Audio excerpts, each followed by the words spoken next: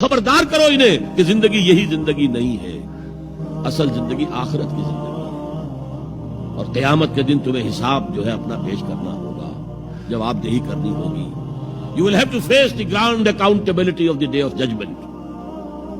یہ انذار سے بات شروع کرو. وَرَبَّكَ فَكَبِّرْ، اور جو ہدف ہے مقصود کیا، اللہ کو بڑا کرو، یعنی اس کی بڑائی نافذ کرو. پارلیمنٹ میں بھی اس کا حرف آخری ہو، لِتَكُونَ كَلِمَةُ اللَّهِ هِيَ الْعُلْيَا، تاکہ اللہ کا کلمہ سب سے اونچا ہو جائے. یہ نہیں کہ صاحب ہمارے تو 60% لوگوں نے یہ رائے دے دی ہے، بس اب ہم نہیں جانتے کہ قرآن میں کیا ہے یا کسی اور آسمانی ہدایت میں کیا ہے، تورات میں کیا ہے، انجیل میں کیا، ہم نہیں جانتے.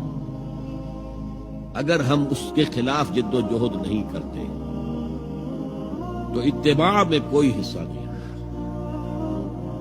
جو اطاعت تھوڑی بہت ہم کر رہے ہیں وہ بھی جزوی ہے، کلی نہیں ہے. اسی لیے دنیا کی رسوائی وہ تو ہمارے ماتھے پر لکھی ہوئی، ضربت علیہم الذلۃ والمسکنۃ وباؤوا بغضب من اللہ. آج ہمارا حال یہ ہے.